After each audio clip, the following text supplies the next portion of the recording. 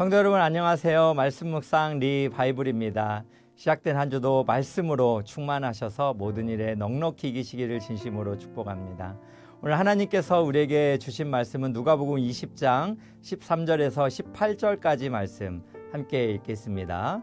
포도원 주인이 이르되 어찌할까 내 사랑하는 아들을 보내리니 그들이 혹 그는 존대하리라 하였더니 농부들이 그를 보고 서로 의논하여 이르되 이는 상속자니 죽이고 그 유산을 우리의 것으로 만들자 하고 포도원 밖에 내쫓아 죽였느니라.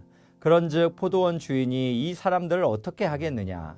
와서 그 농부들을 진멸하고 포도원을 다른 사람들에게 주리라 하시니 사람들이 듣고 이르되 그렇게 되지 말아지어다 하거늘 그들을 보시며 이르시되 그러면 기록된 바 건축자들의 버린 돌이 모퉁이의 머릿돌이 되었느니라 함이 어찌미냐?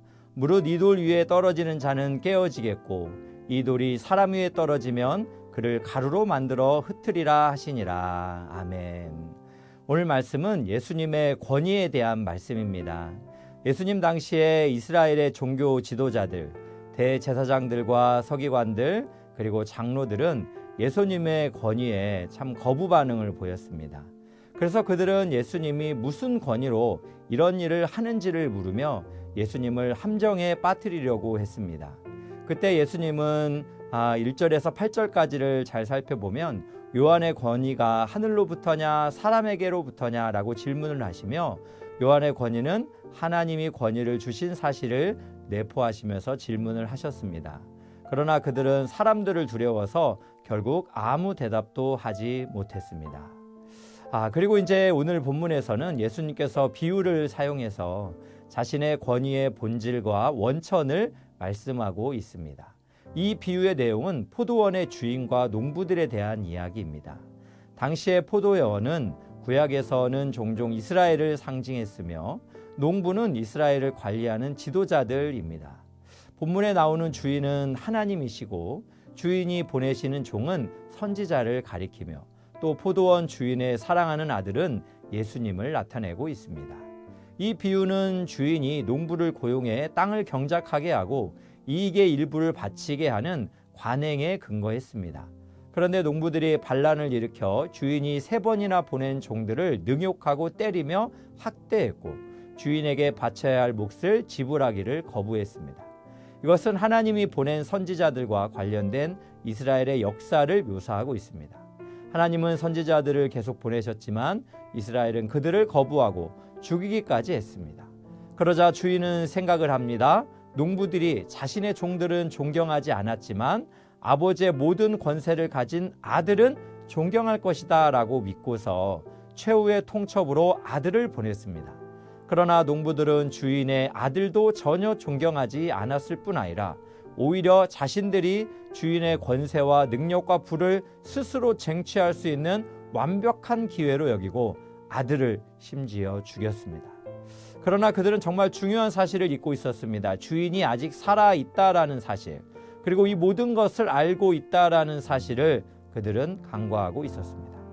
이스라엘 지도자들은 하나님 나라의 건축가들로서 하나님의 백성들을 훈련시키는 사명을 수행해야 했습니다. 그럼에도 하나님이 선지자들과 아들을 그들에게 보내셨을 때 그들은 선지자들과 아들을 거부하고 죽였다는 것은 그들이 하나님을 거부하고 하나님께 저항한 것입니다.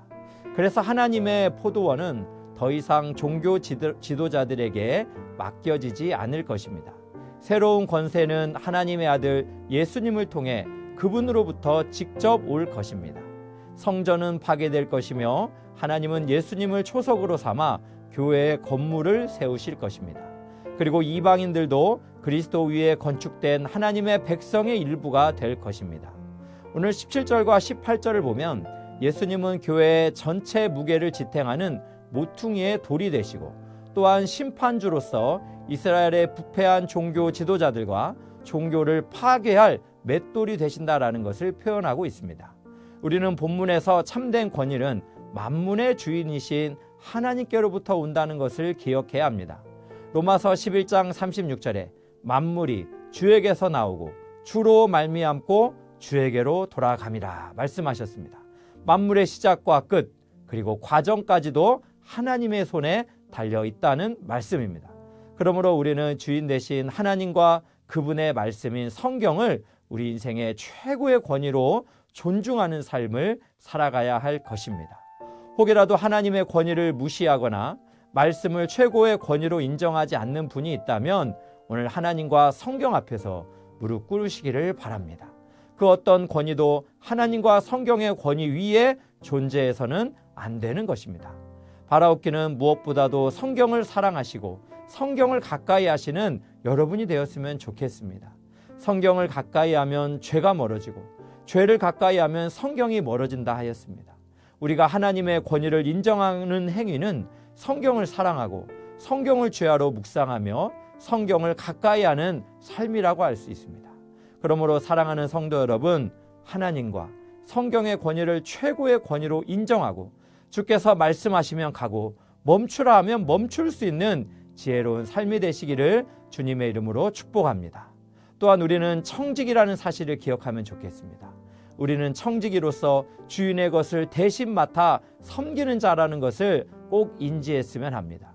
청지기가 주인처럼 그렇게 행사해서는 안 되며 주인의 뜻과 밭을 자기 마음대로 일구어서도 안 되는 것입니다.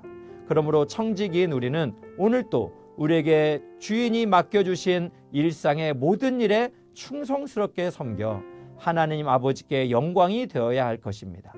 우리의 일상을 우리 주인 되신 하나님께 주신 것을 감사드리며 이 땅에서 잠시 우리가 맡겨서 섬기는 삶이지만 우리가 감사함으로 우리의 모든 청지기의 삶을 감당하시기를 주님의 이름으로 축복합니다. 함께 기도하겠습니다. 사랑하는 하나님, 하나님과 성경의 권위를 최우선으로 하여 하나님의 권세에 복종하는 삶이 되게 하옵소서.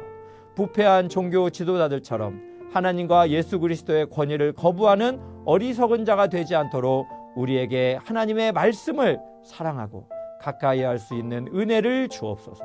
또한 우리에게 주어진 일상을 소중히 여기며 부름받은 청지기로서 하나님의 뜻을 이루어가는 섬김이 되게 하옵소서.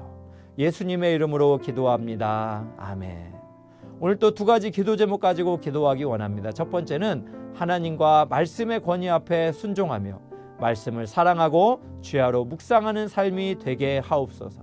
두 번째는 하나님이 맡겨주신 청지기의 삶을 지혜롭게 살아가게 하시고 하나님께는 영광이요 사람들에게는 희망의 이웃이 되게 하옵소서. 함께 기도하겠습니다.